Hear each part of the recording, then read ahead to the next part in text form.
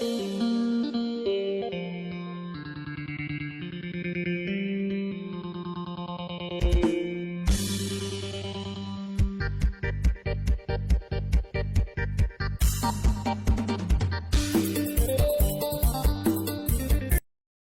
ยดี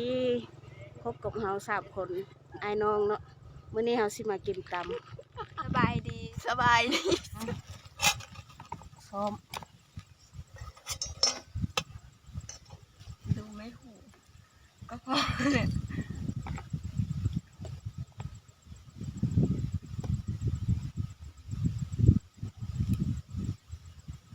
มาเด้อทุกคนมากินนำกันตำข้าวเปียกแซ่บๆน้ำกันกินอยู่ดินจัดบ้านเนินเนาะอยู่หลังบ้านนี่แหละ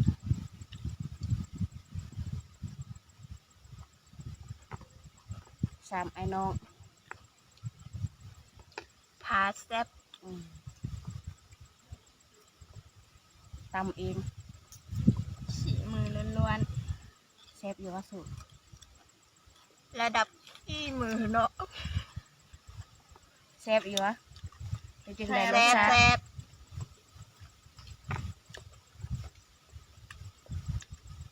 ช่วยสิไปกินข้าวนึง ระดับเขาเนาะ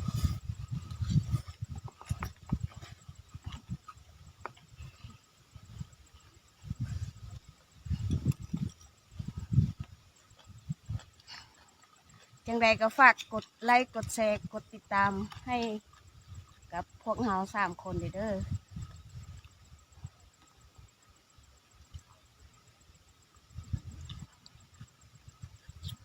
เสียดายบ่มีไม้มีเงินที่ซื้อไม้ ไม่คักดีเพราะมันได้ยินเสียงสัตว์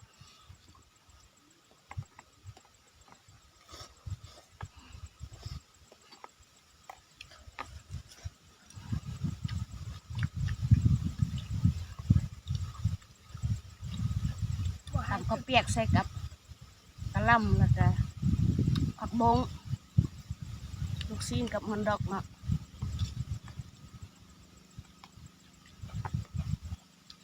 แบบบ้านๆเลยกินอยู่ป่าเลยเนาะวิวธรรมชาติ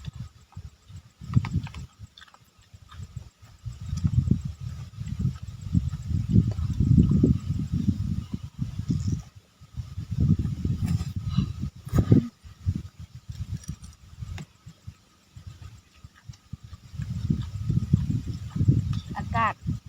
ยามแรงแดดอ่อนมีฟ้าลมตอนนี้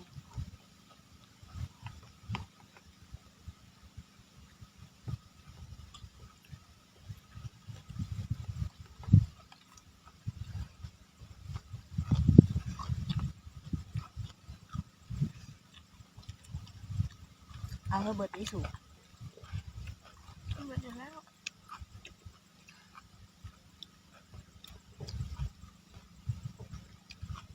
บ่ทันค่ำเด้อกัน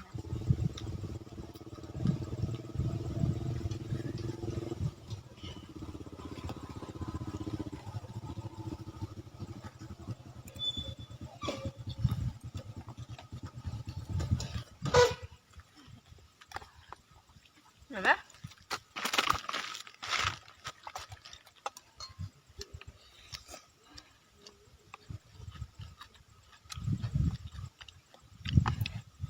มีเขตบ่ได้รับเชิญมาเนาะ ตอนนี้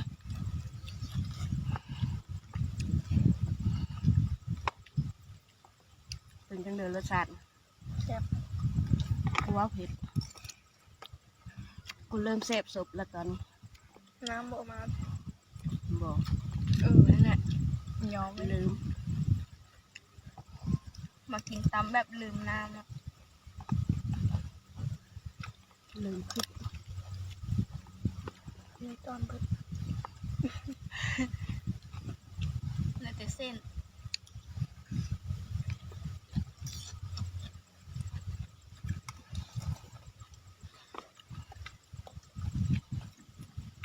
น้ำแห้งแล้ว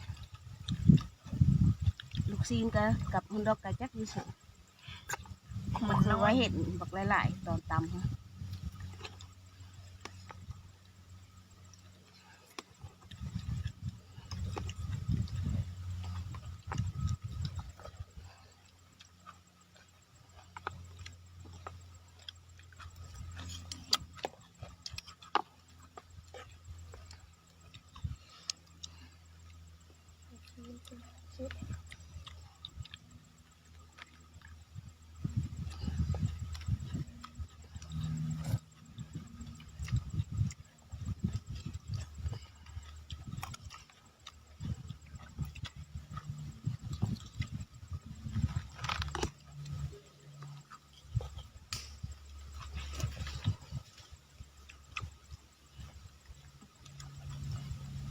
โอ้คักมือนี่เผ็ด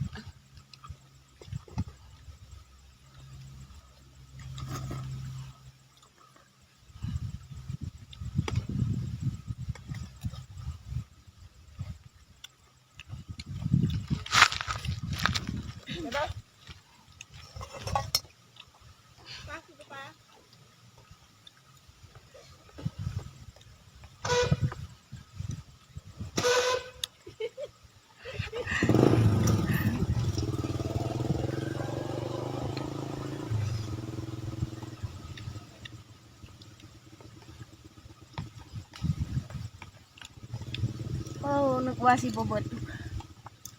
ดเฉยสุดยอด นักกินเนาะสุดยอดความแซ่บเนาะทุกคนเทียงกับเนาะทุกคนมื้อนี้